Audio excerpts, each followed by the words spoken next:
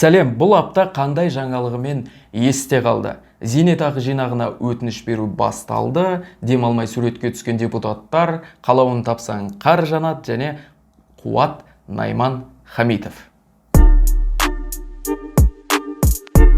Сонымен жұрттың назары зейнетақы жинағындағы қаражатты қолдану мәселесіне ауып отыр. Бұл аптада зейнетақы жинағындағы ақшаны үй алу үшін пайдалану ережесі жарияланды. Дантенің 9 қабат тозағындай талаптар мынадай.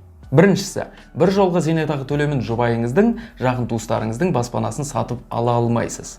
Екіншісі, зейнетақы төлемін пайдалана отырып, сатып алған баспанаңызды 5 жыл ішінде сата алмайсыз. Сатылатын болса, бір жолғы зейнетақы төлемінің сомасын қайтаруыңызға тура келеді. Бірақ ескеретін тұсы, бұл тыйым 5 жылдан астам өтеу мерзімі қалған және олар бойынша өтелмеген берешегі бар ипотекалық тұрғын үй қарыздарына ғана қолданылады. Яғни, егер ипотека бұрын төленіп қойған болса, мораторий алып тасталады. Бір жақсы тұсы, алушының меншігінде тұрғын үй болуы зейнетақы төлемдерін алудан және пайдаланудан бас тартуға негіз бола алмайды. Сонымен бірге, бұған дейінгі видеомда айтылғандай, әйелі мен күйеуі туыс болмағаннан бір-бірінің төлемін пайдалана алмайды деген үрейіміз бекер екен. Өтініш беруші адам өз жұбайының және жақын туыстарының бір жолғы зейнетақы төлемін пайдалана алады. Ал оны пайдалану үшін тараптар жеке кабинетте бір жолғы зейнетақы төлемдерін беру туралы келісім жасасады. Бұл жеке кабинет атауы npf-отбасы.kz сайтында. Бұл сайт кеше сенбіде таңғы сағат 10-да ашылды. Сайтқа кіріп, ЭЦХ кілтіңізбен тіркелген соң өтініш бересіз. Бірақ оған дейін NPF сайтына кіріп, шекті сомадан асатын қаражат мөлшерін біліп алуыңыз керек. Сонымен ережеге келейік. Ереже әдеттегідей заң тілінде жазылды енді. Ал біздің заң тілі қандай екенін өздеріңіз де білесіздер. Күз кез көз, күш кеш көш, кір көр, күл кел көл, кілең қысқа сөз кім оқиды тез. Мен соның ең түсінікті деген тұсын жинақтап берейін, сіздер түсініп алуға тырысыңыздар. Зейнетақы жинағын қандай мақсатта қолдана аламыз? Тұрғын үйді сатып алу, сату, жекешелендіру, бөліп төлеу. Екіншісі, жер сатып алып, жеке баспана алу. Сосын ипотека рәсімдеу үшін бастапқы жарна ретінде алу. Ипотекалық қарызды қаржыландыру, соманы ішінара немесе толық өтеу. Міне, сонша күткен порталымызда іске қосылып, енді әркім өз өтініші бойынша жауап күтеді. Әрмен қарай, әркімде әрқалай. Тағы бір талқылайтын тақырыпқа келейік, өзім қатты жақсы көретін ковид диссиденттер ғой со баяғы. Әйтеуір біреу бізді аңдып жүр, біреу бізді робот қылғысы келеді дейді. Одан шығатын қауесеттер. Оның біреуіне тоқталайық. Осы аптада ұшақпен ұшашты дегенге сенетіндер тағы бір өнер шығарыпты. Бұл жолы олар қарды жағып көріп, қар от үстінде неге еріп кетпейді деген сұраққа алаңдайды. Оның орнына неге қара күйе пайда болады дейді. Әуеден у шашқанына дәлел таптық деп дәл осылай жар салады ғой жазғандар. Енді түсіндіріп көрейік. Бірден айтайын, мен физик емеспін, бірақ мұны біраз адам білетін сияқты қайталауға тура келіп тұр. Сонымен қар неге отқа еріп кетпейді? Қар бірінші кезекте су, ал отқа ұстағанда тығыздалған қар шарының барлық бөлігі еру температурасына жетсе ғана ери бастайды. Көп уақыт бойы ерімейтіні де содан.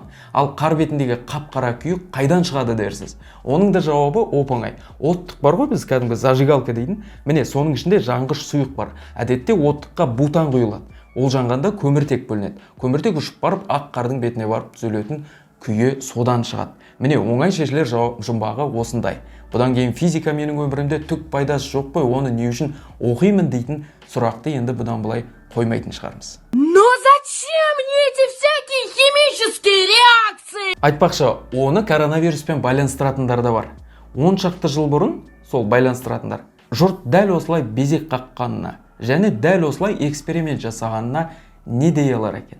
Оған мен мән де бермеппін шынымен. Ондай қатты мән бермедім, себебі сол кезде мән де бермеппін ол машина. Мен оған да мән бермеппін. Семейлік депутаттардың суреті желіде көп талқыланды. Семей қалалық мәслихатының жаңа шақырылған депутаттары жиында суретке түсіпті. Түскенде де 2 сурет. Бірінде маскасыз, екіншісінде енді карантин деді ме, әйтеуір ырымын жасайық деді ме, әйтеуір маска тағып түсіпті.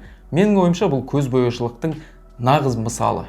Бірақ қызығы мұнымен бітпейді. Семей мәслихат хатшысы арамызда бірнеше білікті дәрігер бар, 30 секундтай демалмай тұрсақ, ауру жұқпайды деп, маскасыз суретке түсуді ұйғардық деп сылтауын айтыпты.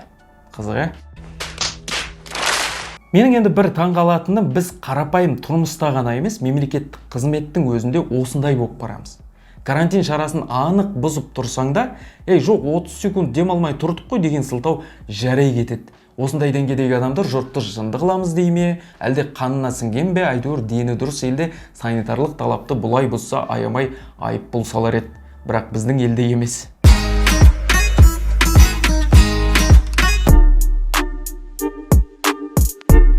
Келесі жаңалыққа тоқталайық. Бәрі ұмыта бастаған еді. Қуат Найман Хамитовтың дауы жалғасын тапты. Көшедегі дезинфекторларды түгін қоймай сабаңдар деген спортшы ақыры бұл сөз үшін сотта жауап беретін сияқты. Бірақ жекпе-жегіне орай ма, әлде интернеті дұрыс істемей қалды ма, әйтеуір сот отырысы кейінге қалыпты. Содан кейін ол жекпе-жек өткізіп, қарсыласын бірінші раундта нокаутқа түсіргенін естідік. Енді Қуат Хамитов қалай жазалануы мүмкін екенін қарастырайық. Бұл қылмыстық кодекстің 278 бабының 3 бөлігі. Билік өкілдерінің заңды талаптарына белсенді түрде бағынбауға және жаппай тәртіпсіздікке шақыру, не жаппай тәртіпсіздікке арандату, сол сияқты азаматтарға зорлық, зомбылық жасауға шақыру. Оның жазасы 3 жылға дейін бас бостандығынан шектеу немесе бостандығынан айыру. Осы оқиғаның бір түсініксіз тұсы бар. Бастапқыда ұрып жығыңдар деген видеосы тарады, кейін жоқ, мұның бәрі қалжың деген тағы бір видеосы тарады. Ассалаумағалейкум қазақстандықтар, бүгінгі дезинфекция туралы тарап кеткен видеоға қатысты ол видео қалжың ретінде түсірілген видео, мен ешкімді жаппай көтеріліске шақырмаймын. Ал кейін өз сөзінен бас тартпайтынын және әлгі қалжың деген видеосын маған айтпай жасырын түсіріп алды деп мәлімдеді. Енді мен сіздерге де өзіне де сұрақ қойғым келіп отыр. Сенейік делік, сонда видеоға түсіріп жатпаса, ассалаумағалейкум қазақстандықтар деп Қуат Хамитов кімге айтып отыр? Ассалаумағалейкум қазақстандықтар.